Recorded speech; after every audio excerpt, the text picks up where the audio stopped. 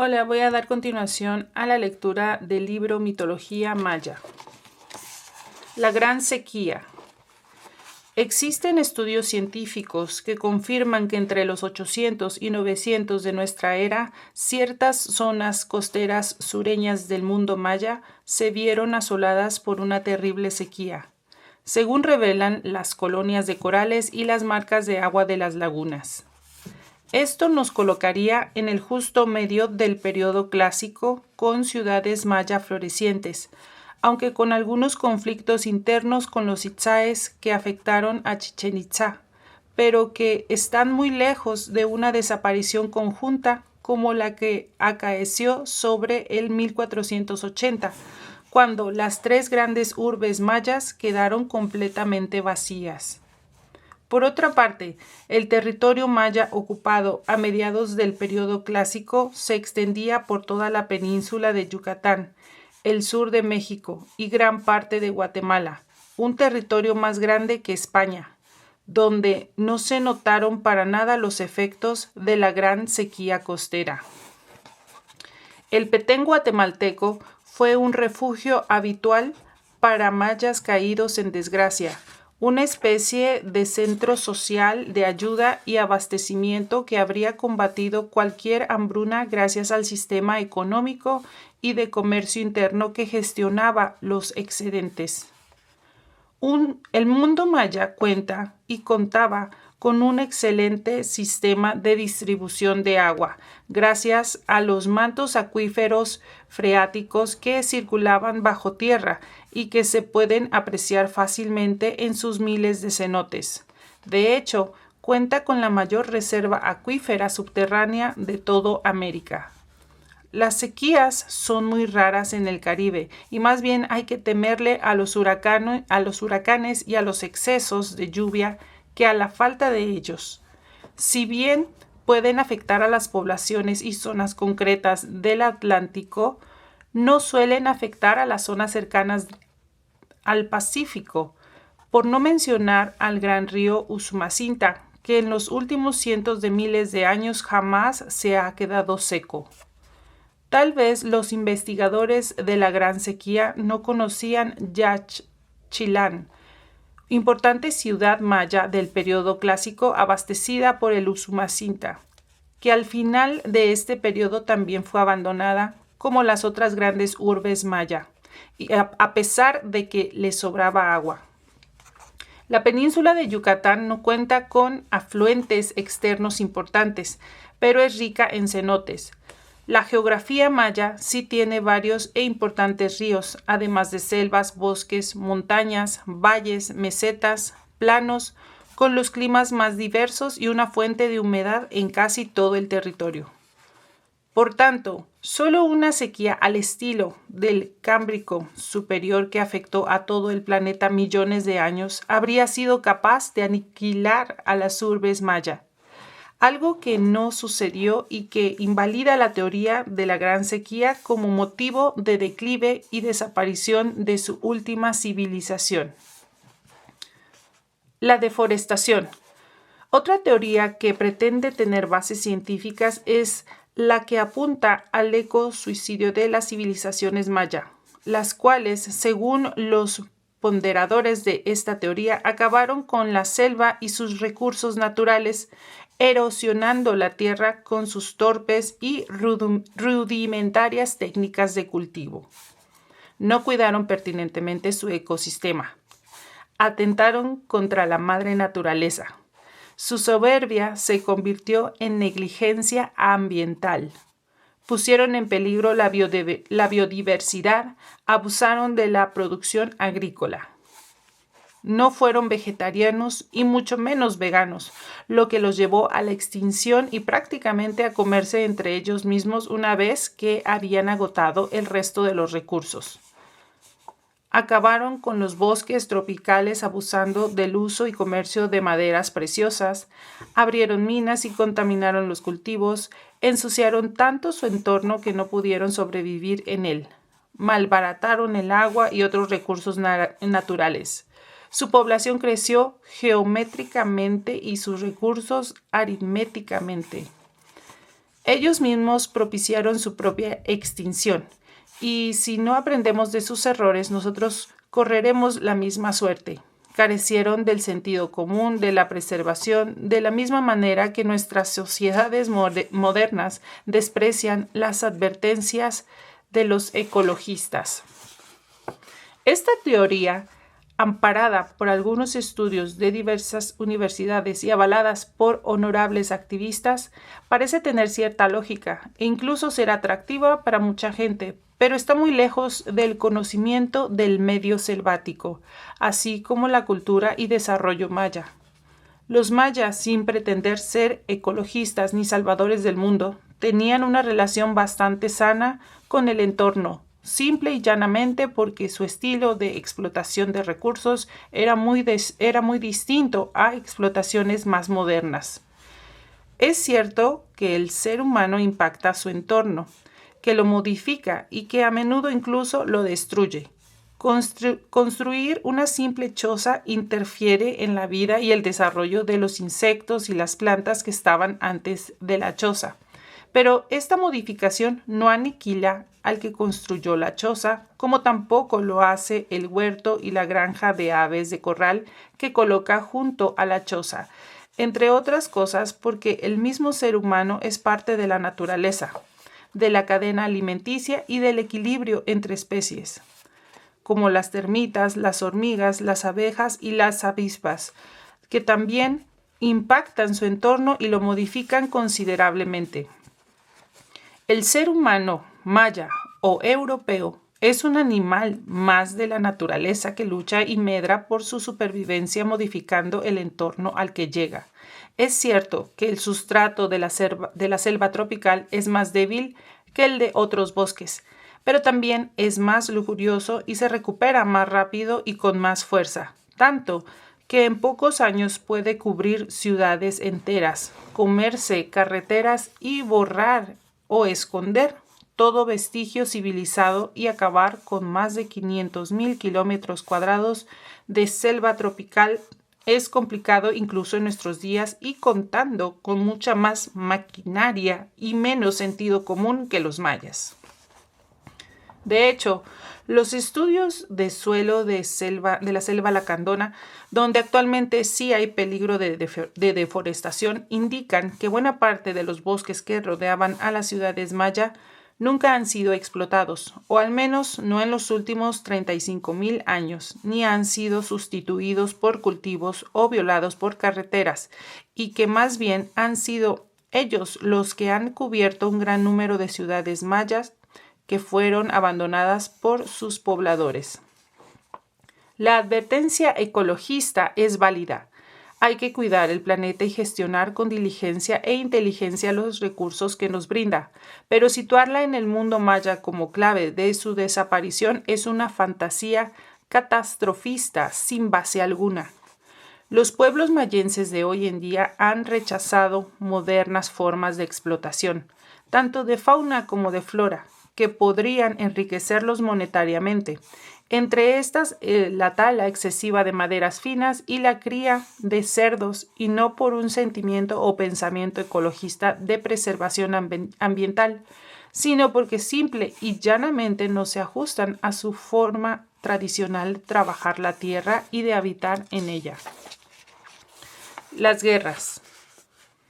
Las grandes civilizaciones maya, lo mismo que los pueblos mayenses, han tenido sus diferencias y conflictos e incluso sus guerras, pero estas han sido sobre todo internas, no genocidas, y tampoco colonizadoras ni imperialistas. Hay pueblos mayenses que no guardan en su memoria guerra alguna, ni antes ni después de la llegada de los españoles, y que no han conocido más guerreros ni más ejército que el ejército mexicano, y eso ya en las postrimerías del siglo XX, con el reparto de las maderas de la selva lacandona y con el movimiento zapatista de liberación nacional.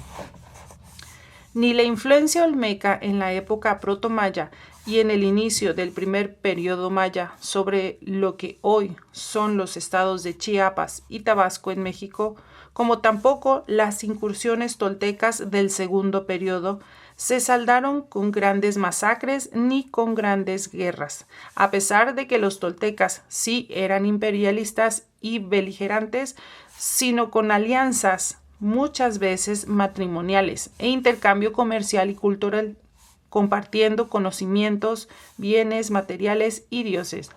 Tanto olmecas como toltecas terminaron por retirarse o desaparecer, mientras las civilizaciones mayas siguieron adelante. Por supuesto, los mayas contaban con ejércitos bien adiestrados, pero su idea de la guerra era capturar al enemigo vivo para reconvenirlo o sacrificarlo, según el caso, pero no para matarlo en la batalla. Si el enemigo era superior, se rendían, y si no, lo doblegaban, pero no lo asesinaban. Matar a un digno contrincante era un último y desesperado recurso, pero nunca honorable.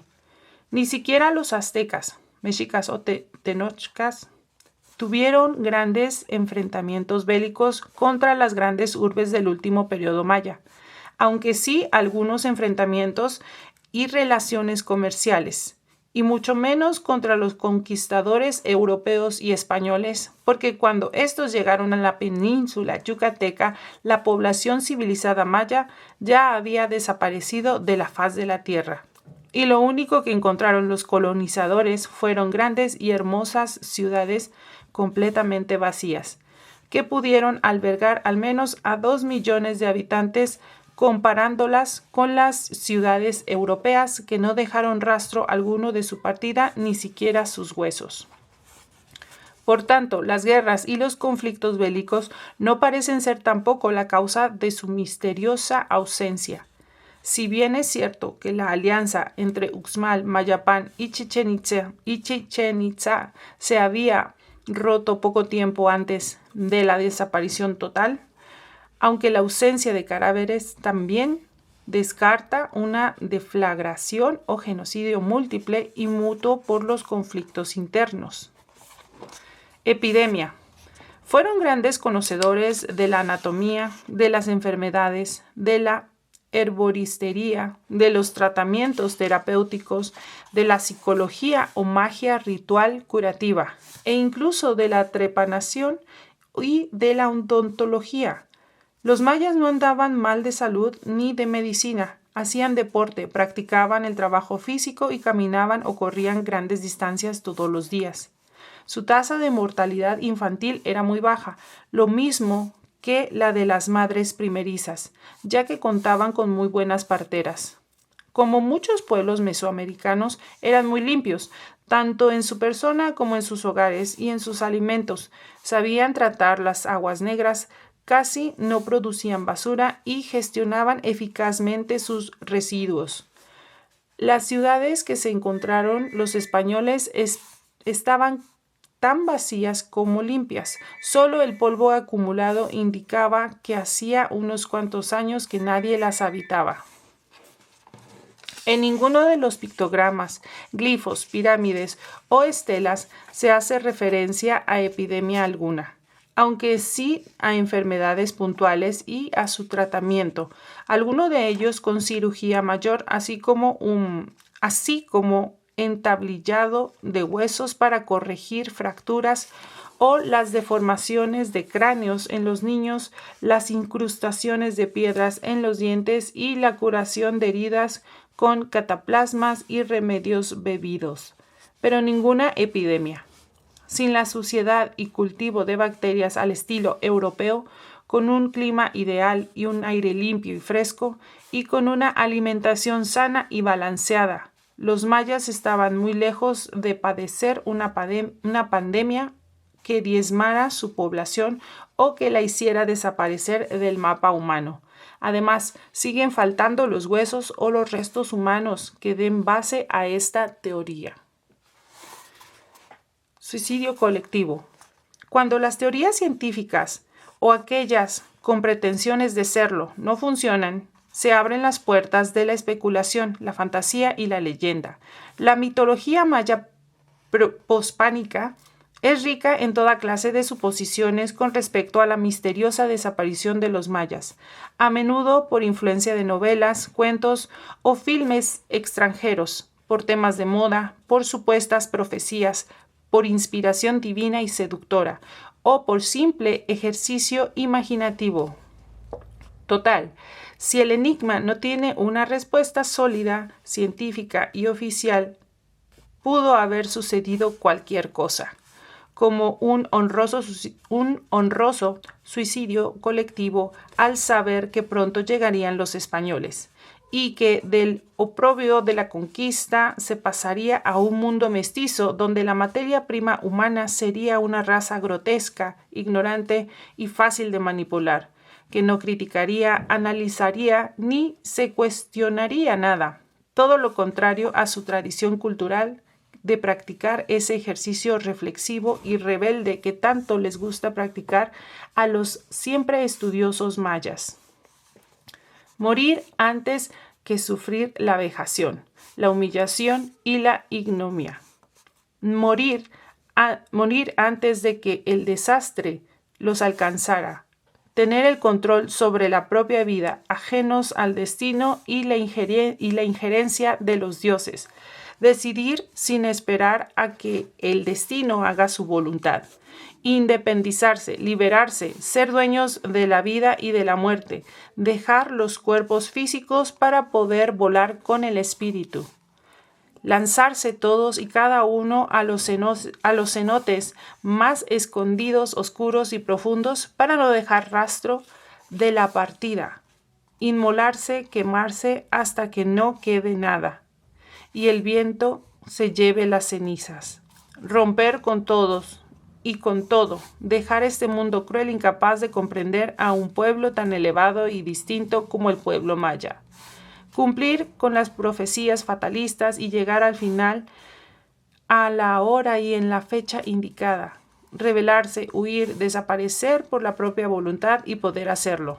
Muchas posibilidades, unas absurdas, otras posibles, en un cuadro de depresión y ausencia de sentido vital, pero con la misma falta de huesos o restos humanos que certifiquen la muerte en grupo de millones de personas. Si en verdad se inmolaron, ¿dónde fueron a parar los cadáveres? Algunos huesos se han encontrado en los cenotes, pero no millones, y muchas tumbas han sido exhumadas, pero siempre en números relativos a la demografía posible de la población y sin rastros de suicidio. El suicidio era muy poco habitual en el mundo maya, aunque seguramente se daba, como en todas las sociedades humanas, sobre todo las adelantadas, ya sea por actos heroicos o por desórdenes personales o incluso como moda o acto cultural. Pero el suicidio en grupo o en gran masa suele ser un hecho puntual que llama y llamaría la atención tanto entre nosotros como entre los mayas. Aunque los mayas hubieran estado aburridos de la vida, no hay ningún hecho, leyenda o pictograma que ratifique este acto. Bueno, pues hasta aquí dejamos la lectura hoy. Muchas gracias.